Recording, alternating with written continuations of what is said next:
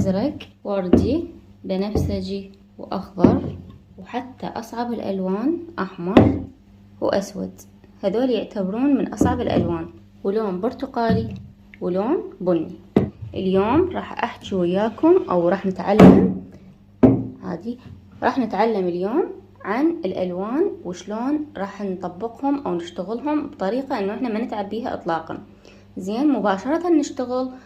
ما نفكر إنه إحنا نلون. إذا كان عندنا مثلا كيكة كاملة ويردوها لون معين، إحنا ما نفكر إنه اللون نروح نخلط ونتعب وألوان وأواني متسخة عندكم وما أعرف شنو. لا، ألوان جاهزة، وكل هالألوان وأكثر نقدر نطلعها. مثلا يصير عندنا ألوان مركبة، اللي هو مثلا تدمجون شوية من الأحمر وشوية من الأصفر راح يطلع لكم برتقالي لنفرض، يعني شوية من الأخضر وشوية من الأزرق راح يطلع لكم لون تركوازي، وهكذا.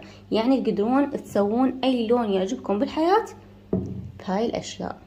طريقة جميلة تخبل بدل الآي بروش، كل سهلة. يلا نتعلمها بدون مقدمات. بس قبل لا نبلش الفيديو، دعما لتعبي وأريدكم وياي، ما بقى شي نوصل 200 كي. خلوا لايك هسه نزلوا خلوه، واشتركوا بالقناة إذا كنتم مشتركين. شتانون يعني قناة مفيدة تعليمية، من عندها تفتحون مشروع. شنو اللي تنتظرونه بالضبط؟ فخلوا لايك واشتركوا بالقناة وفعلوا جرس الإشعارات حتى يوصلكم كل شي جديد. يلا نبلش الفيديو مالتنا. كل اللي راح نحتاجه هيك علبة تكون نظيفة. تسألوني على العلب منين نشتريهم؟ شوفوا اكو علب تجي جاهزة مثلا هذه. اكو هواي علب تلقوهم بالاسواق العادية، الاسواق الشعبية او محلات او كوزمتيك او اي شي، تلقون متوفرة ترى هاي العلب. سألوا تلقونهم. المهم، فهنا عندنا علبة او حتى علب سبلاش او شوف شنو عندكم، تغسلوها كل زين، تعقموها، تخلوها كم يوم برا الى ان تخرج منها كل العطر وما اعرف شنو. المهم نظفوها كل زين نريد، ماشي، لانه هذا راح نستخدمه شي للكيك، شي ينأكل، ماشي. فهنا عندنا علبة نظيفة مغسولة معقمة جاهزة، بيها هذا اللي هيجي يبخ بهذا الشكل. كل ما كان الرذاذ هنا ما يبخ مي قوي، كل ما كان عندكم افضل.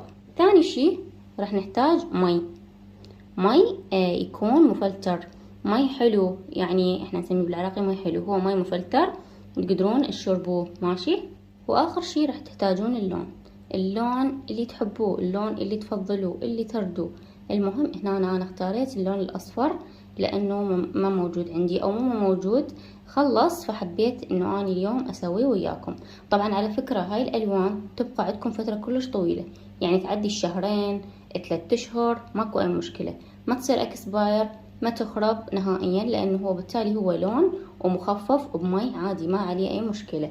المهم اللي راح اسويه هسه وياكم، انه احنا جايين نتعامل بالالوان، هنخلي هنا كلينكس حتى شنو ما تخرب عندنا الدنيا.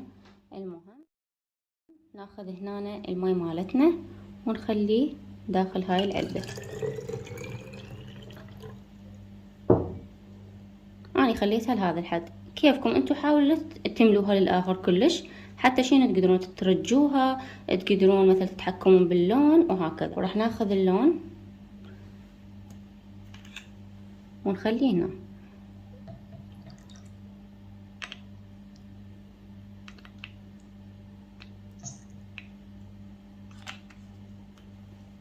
شوفوا بالنسبة للون، حابين يكون كلش غامق ضيفوا لون أكثر، حابين يكون لون فاتح فضيفوا لون أقل.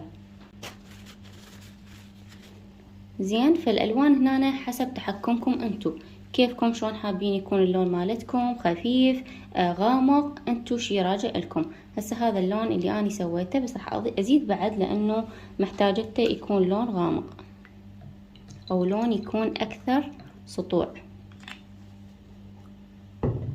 فهذا هو، هذا اللون مالتنا صار جاهز. هسه راح اجربه وياكم. هذا سر من عندي حابة اضيفه لكم اليوم، سر من اسراري، سر ما حابة اطلع على احد، بس انتو عائلتي الثانية، واني ما حابة اضم عليكم شي، واعرف انه الارزاق بيد رب العالمين. المهم، فهنا عندي هذا نكهة، هاي نكهة فراولة. كيفكم، اكو نكهة برتقال، نكهة فانيلا، النكهة اللي تعجبكم. مثلا نوع الكيك مالتكم انتو حابين اليوم تشتغلوه بالفراولة وتردون من عندها تفوح ريحة الفراولة، فانتوا شو تسوون هنا؟ تجي خطة البديلة الحلوة الجميلة، تاخذون قليل من هذا الفراولة وتخلوها داخل العلبة مالتكم. نغلق العلبة مالتنا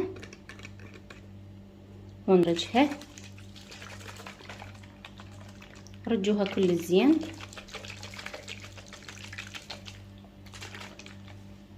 وبهيجي صار عندكم لون جميل.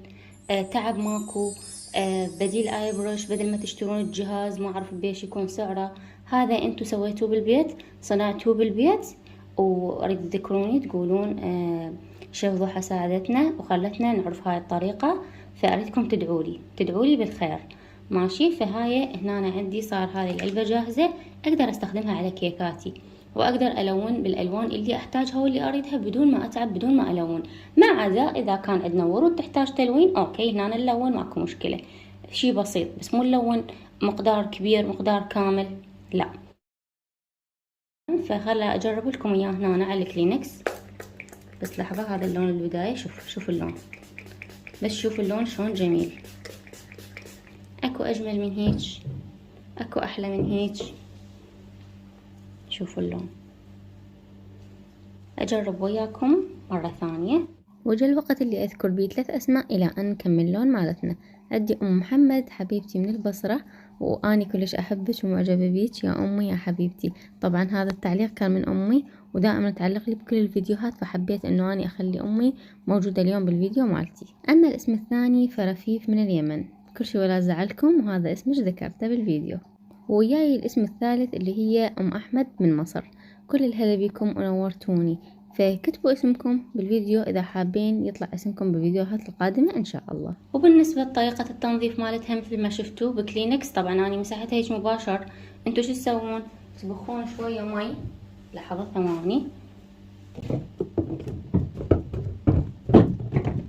على مود تنظفون المكان. يعني اكيد انتو تعرفون وكذا، بس شنو حابة انطيكم هاي المعلومات. تاخذون المي مالتكم، مرش مي في مي، ترشون المكان هيجي، تاخذون كلينكس قطعة قماش كيفكم، هاي هي مسحوه هيك.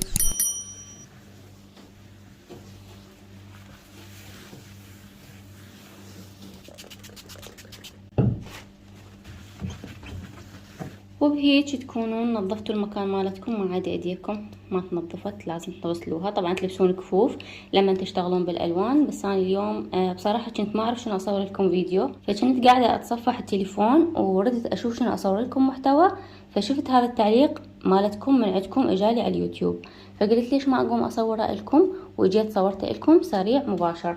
ماشي. فانتوا كتبوا لي افكار، شوفوا اني اتحفز من عندكم، فأريد من عندكم تكتبوا لي أفكار، تكتبوا لي أشياء أصورها، بس عافية لا تعطوني أشياء كل صعبة لأن أتعاجز مرات أقوم أصور. فالمهم أريد تكتبوا لي أشياء حلوة، أشياء غريبة نقدر نصورها، أشياء غير عن التزيين والكيك وما أعرف شنو، فتشي شوية غير يعني نقدر نطرحها بالقناة. المهم كتبوا لي أفكاركم الحلوة الجميلة تحت بالتعليقات، وكتبوا لي تعليق حلو من عندكم يحفزني انه اني اكمل واقدم لكم محتوى حلو. وانتظروني كل اثنين ان شاء الله فيديوهات جديدة.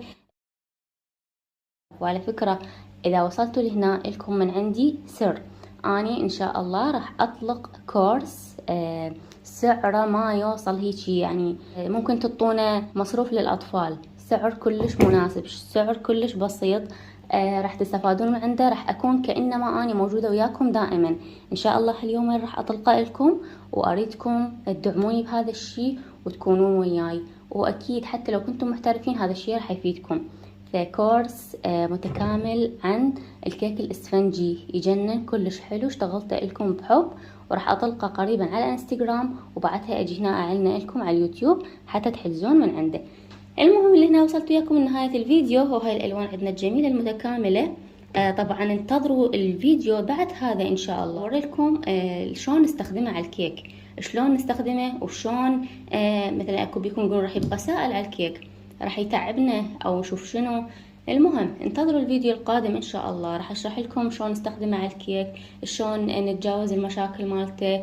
وما بي مشاكل يخبل صراحة، بس يعني اخاف اكو مشكلة تواجهكم، تفكير يراودكم، فراح اكون وياكم راح نحل كل شي مع بعض. فهنا وصلت وياكم نهاية الفيديو، انتظروني فيديوهات قادمة، احبكم كلش كلش هواي قد الدنيا، مع السلامة.